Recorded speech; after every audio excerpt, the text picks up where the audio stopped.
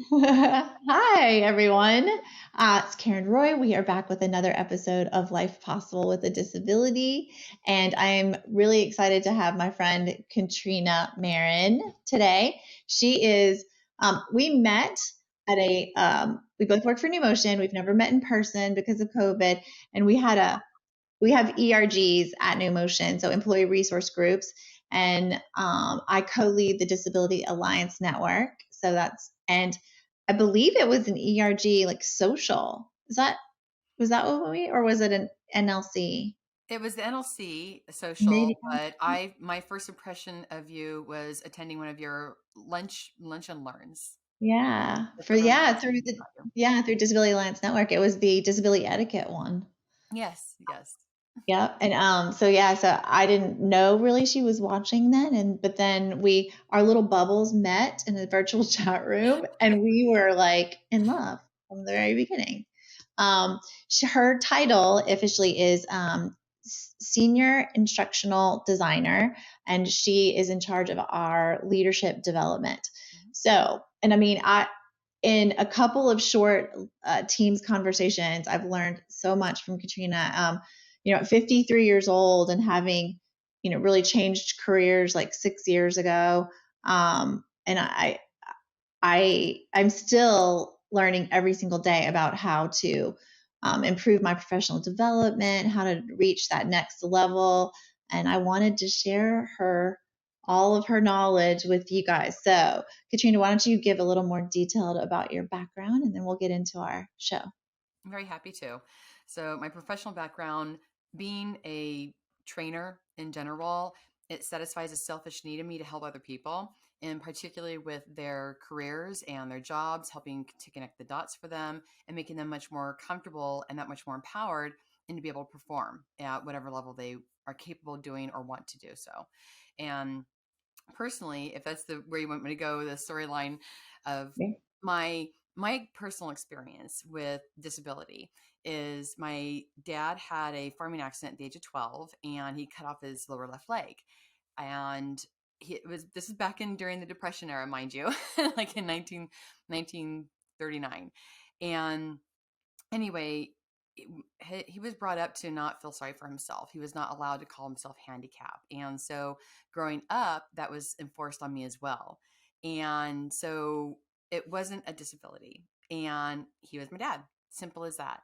And my Uncle John, he's only 11 months younger than my dad, was struck down with polio. And so my Uncle John had the walkers that attached to his arm. Mm-hmm. And to give you an example of how my family was not allowed to feel sorry for themselves, they would actually make fun of it too. My dad would say, "Come on, Johnny, you've got 4 legs. I've only got one good one. Keep up." Yeah. Yeah.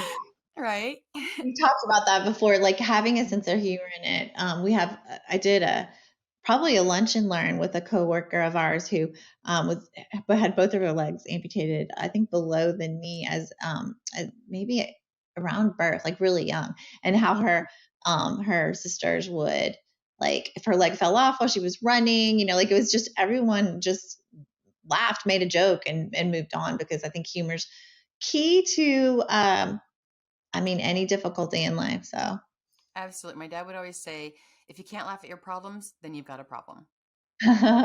right? Yes. Yeah. Yeah. Yes. Because it's only, yeah, because sometimes your problem or your disability is only as disabling as you allow it to be to a degree. Yes. Uh, so, I'd have to say yes, absolutely. Definitely. yeah. Yeah. So, yeah. So growing up in that arena, if you will, of acceptance and not looking at the person differently, I think it's very special, and I hold that dear and close to my heart.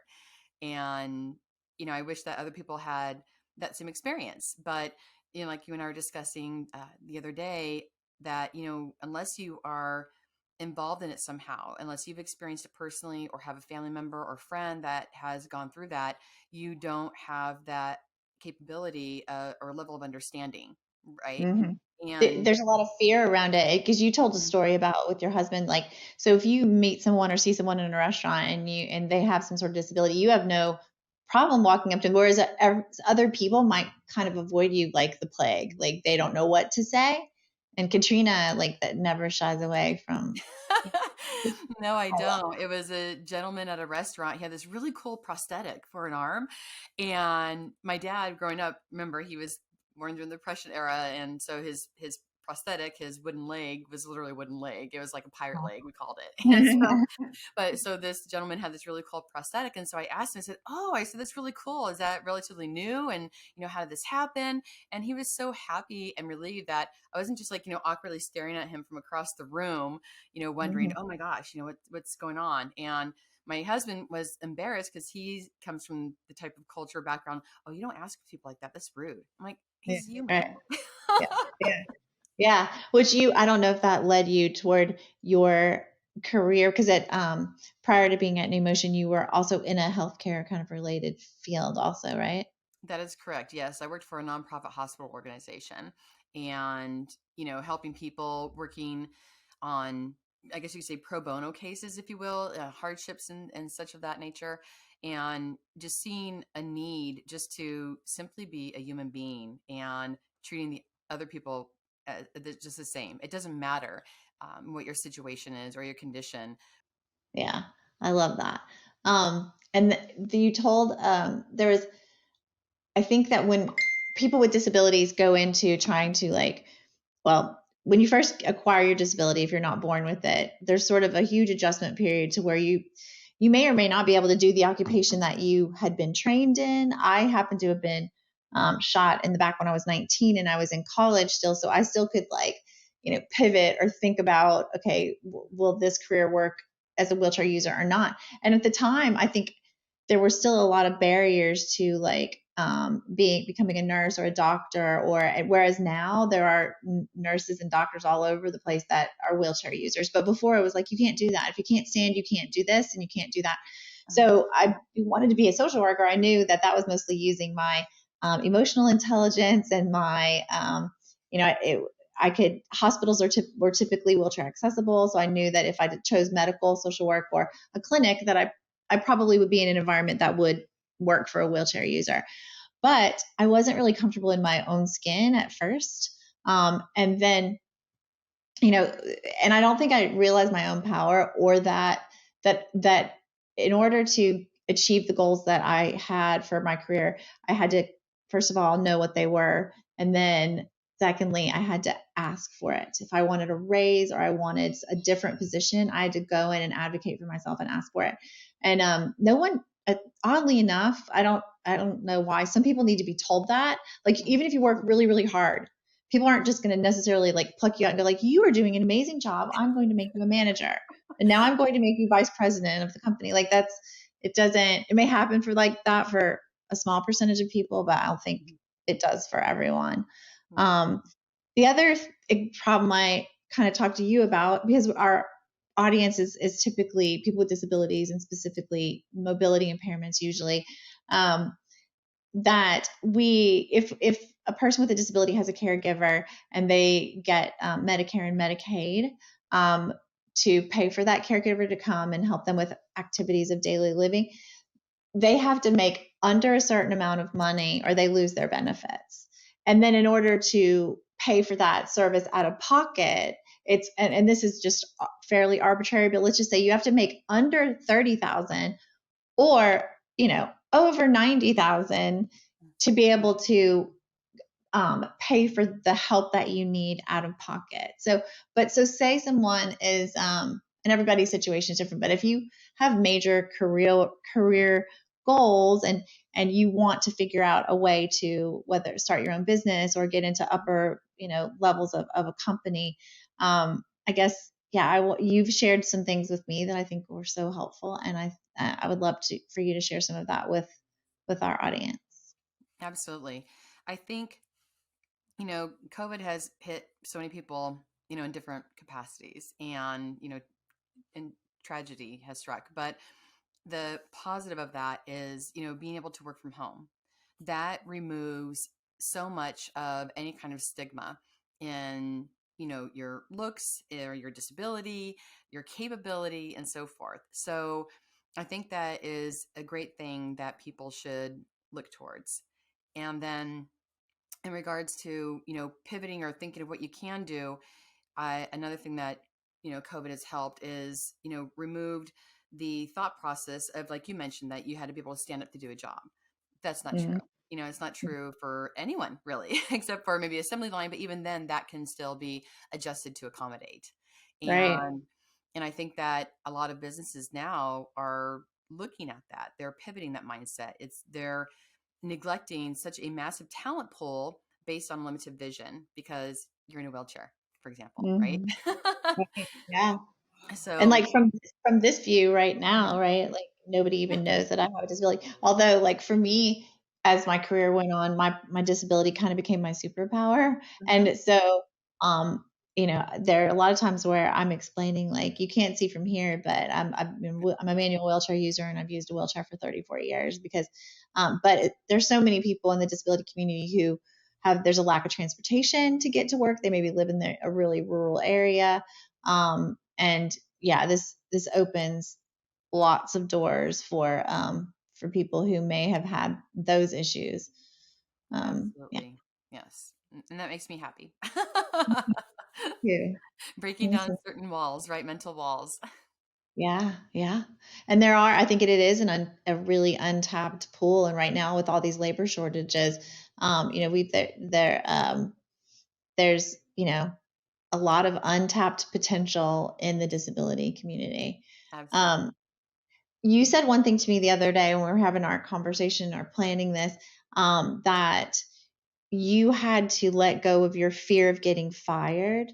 Like that was so a lot of people will like stay with the status quo, not ask for a raise, not ask for a change. Maybe if you have a disability, not ask for an accommodation that you need because you're so afraid that, wow, if they think I need extra help or if I ask for what I think I'm worth, they'll fire me. Right. And that still applies to people that are not disabled either. People think that if they have to ask for help, then they're not capable of doing the job. So it's a common thought. But to go to my being able to let go my fear, I have to preface it with a story. And that it was when I was 31 and I was diagnosed with ovarian cancer. But I was very fortunate, obviously, since I'm here to be able to talk to you today. I caught it in time. The surgery happened. It was a success. And I was laying there during the recovery, watching Under the Tuscan Sun for the umpteenth time. And I thought to myself, I had like an epiphany. I'm like, what am I doing sitting here watching this movie? Why don't I go live it? And why am Right, I waiting to go to Europe with someone? Like, I want to follow my own agenda. Okay. I want to have coffee when I want to have right. coffee. Yeah. So 3 weeks later, I had my passport and I was on a plane and I did a 2.5 week tour of 8 countries. And it was so liberating. And during that time, that's when I realized, why am I so afraid of being fired or losing my job? I can find another job. It may not make as much, it may not be exactly what I want to do, but I'm obviously capable because I had a job before. And Right. so it was that moment when I decided that I'm not going to let my life be conditioned by that fear because I had cancer and I was lucky and I wanted to live life.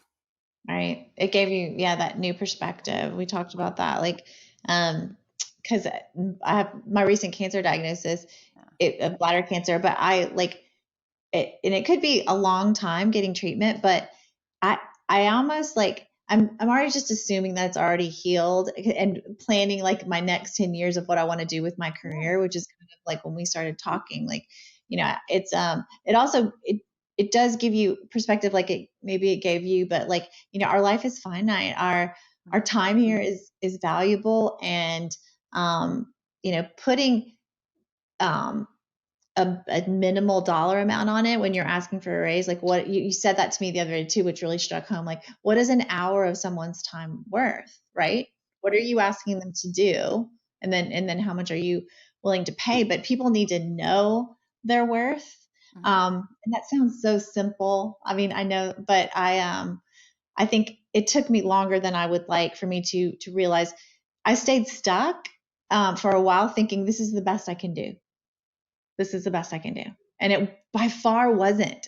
I've far exceeded, my wildest dreams at this point, to like, doing a podcast and being a brand ambassador. When I left that social work job, that secure job that I, knew I could do and delved into this world, I had no idea what I was doing. I just knew that I was willing to work hard enough to figure it out. And I think you got really brave and yeah. Absolutely. Yes. Like to your point that you mentioned, if you're paying someone $20 an hour for their life, you're asking them to give up an hour of their life they could spend doing something else in exchange for $20. And that is something I used to actually help myself budget with if I would go shopping. I'm like, okay, well, how much time did it take for me to work to get this money? And I'm going to spend it on this. Like, is it worth exchanging my life for the money? Right. Is this dress worth a day of my life? My Exactly. my answer is often yes.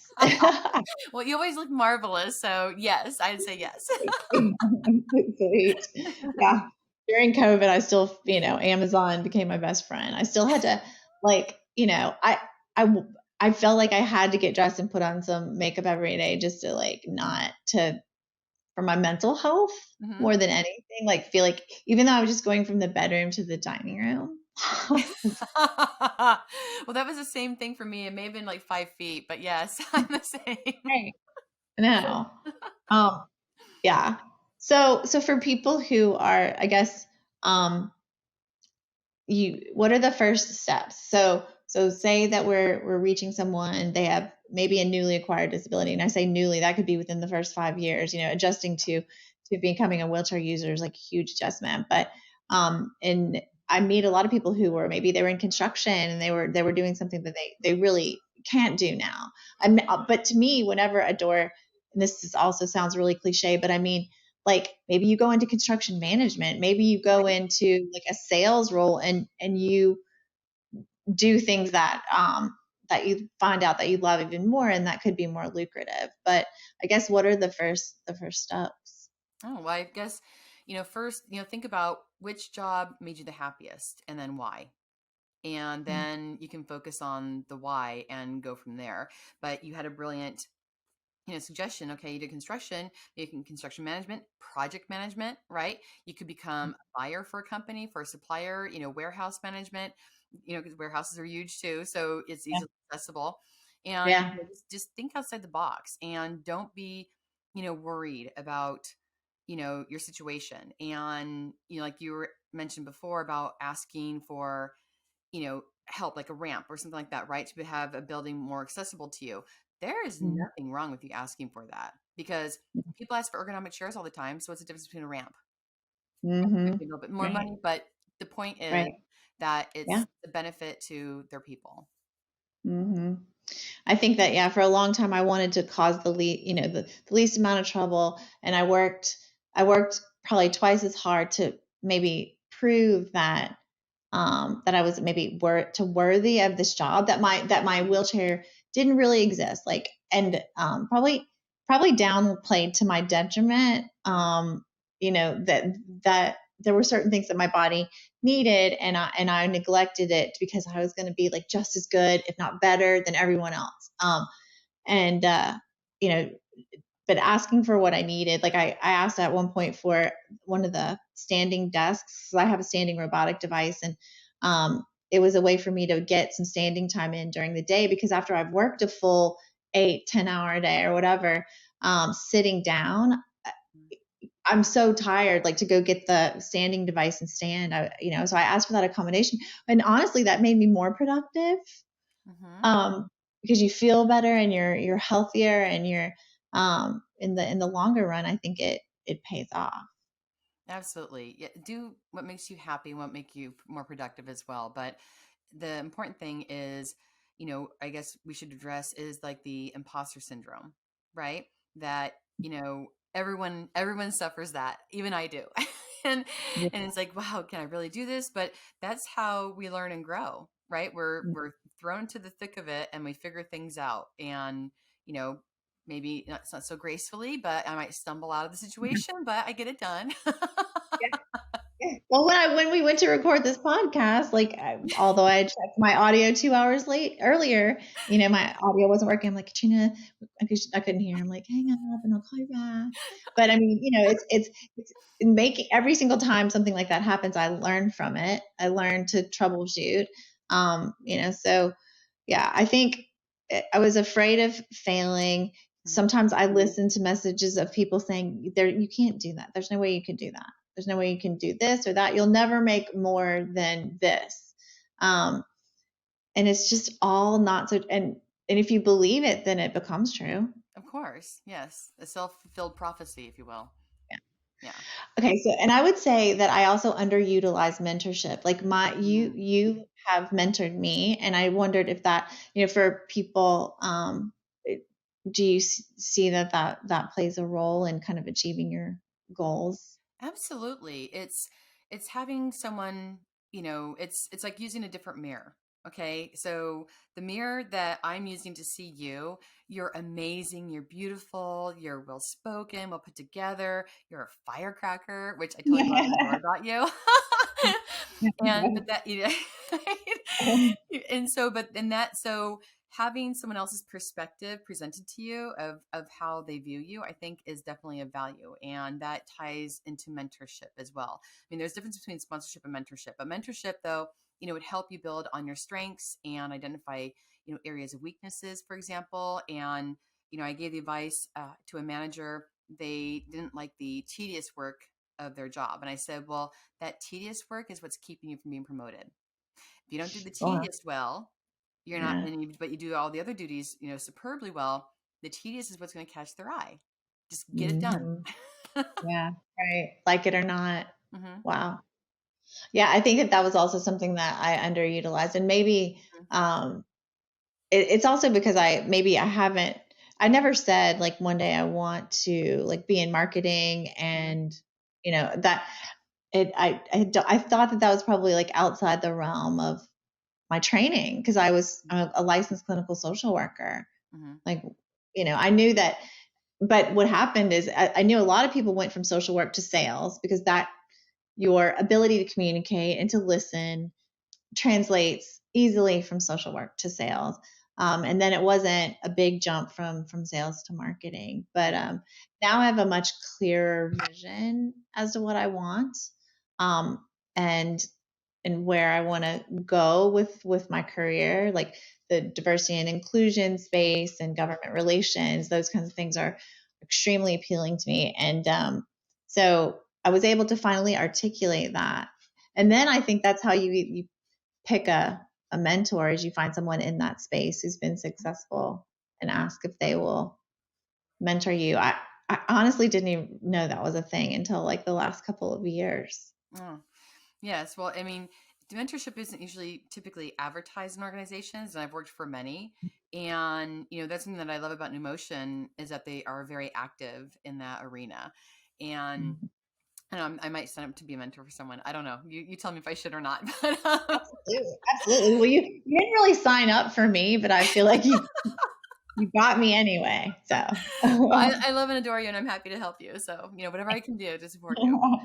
Right. But I think yeah, with the mentorship, though, it's important to, you know, you build up to someone's, self-esteem, self-confidence, and sense of self-worth, and, help them understand what they like to do or enjoy to do. And, for those who are watching this, if the mentorship isn't something that is offered in your organization, then, reach mhm, out to someone in a department or area that you're interested in learning about more, and ask, mhm, hey, I would love to possibly partner with you, or be in a supportive role for a project you're working on, so I can learn that piece of the business.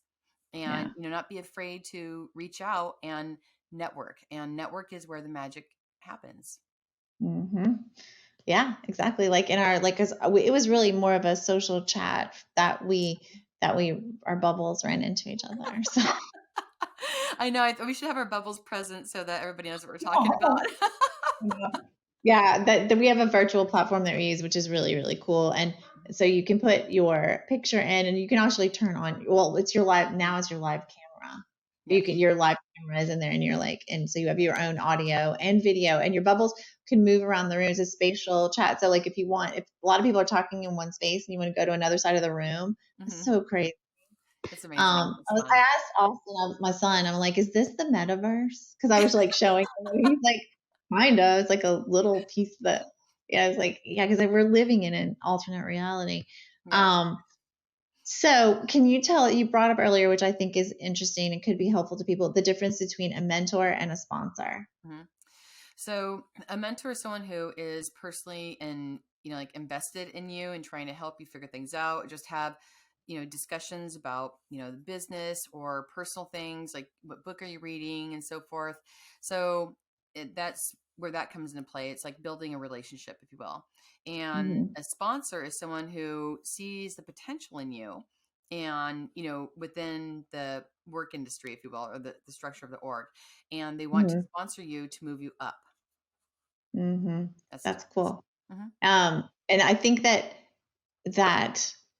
in my, up until recently, and that not really true, but I thought that if you really worked really hard, people might just identify you and then pluck you out. That does happen. It happens. But I think for the majority of people, unless they know that that's your desire, Hmm. you have to like let that be known, and you have to reach out to create these relationships, Yes. so that so you're even on their radar, especially I think in today's environment, because there's an advantage for people with disabilities that can work virtually, do amazing things from our home, and not have to worry about the accessibility of or Hmm. their transportation, right? Exactly.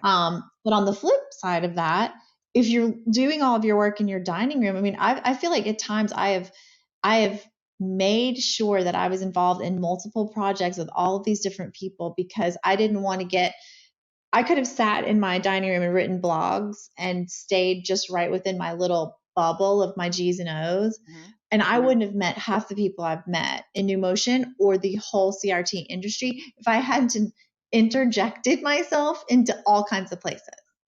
Right. Exactly. And look how popular you are, right, and well I loved and well known. don't know about that. But I'm not going to let them forget about me. I said that before. I'm like, if you try to shove me in a corner, I'm probably not going to be No, my baby, put extrovert in a corner. personality. No, don't put baby in a corner. I think we actually said that in our I think yes, we did. yeah. I know, and in regards to like networking, because you brought up a really good point. We're virtual, and people would network in a social setting, and Yeah. meet face to face and so forth. And so something that I taught people or told about networking is like on LinkedIn, for example, if you connect with a recruiter, don't automatically expect them to try to help you get a job. It's like, okay, I don't know you. You connect with me, now you ask me to help you get a job. Yes. And they write, hey, here's my resume, and that's it. It's like, well, wait a minute, what do you want me to do with it? Right. But Right. so with networking, for me personally, it's about reciprocity. So, if I'm going to ask you for something, I need to help and support you somehow too.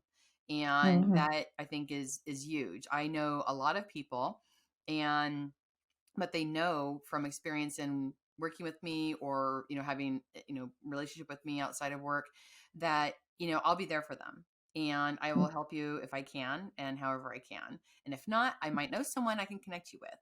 So Yes. you know advocating, putting yourself out there, that is key. And I know a lot of people are uncomfortable with that. So Mm-hmm. tell them your why. It's like, hey, I would really like to connect with you because like I loved your blog, right? For example, and I think you have amazing things to say, and you say it so powerfully, and I'd like to get to know you more and about your journey. So, you can reach out. All they can do is like ignore you. Right. Right. And what have you got to lose for not trying? You're going to Yeah. And be there.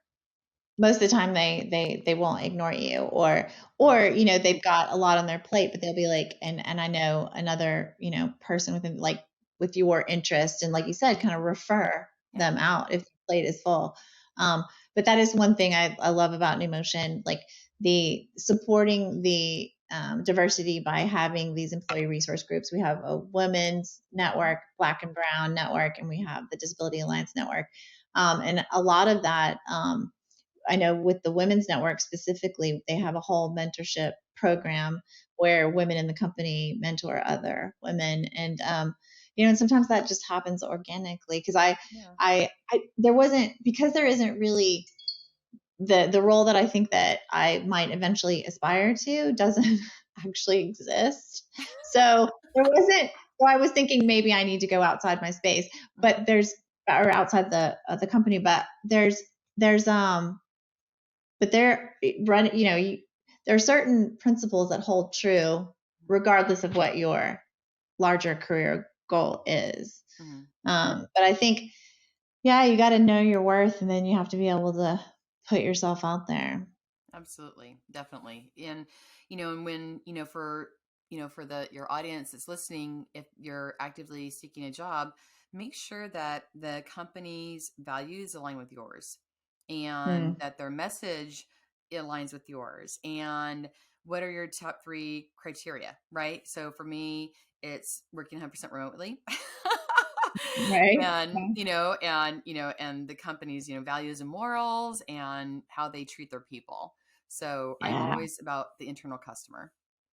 Yeah, so that's huge. I'm so glad you brought that up because I remember my very first job after my master's degree. I worked in an outpatient mental health, geriatric and psychiatric mental health facility, and I got an icky feeling about them and what they were doing and the documentation. I was like out in less than a year. And I didn't know where I was going to get. I just was like, this is not doesn't feel right and I gotta go. Yeah. And I've always felt that an emotion that and I, shameless plug, but I our senior management and everyone I know, I, I think they genuinely care about people with disabilities, about our customers, about serving them in the best way possible. And or I would not work for them. I Exactly. mean, yeah. Well, believe it or not, it is. We've been talking for 30 minutes. We knew this would happen.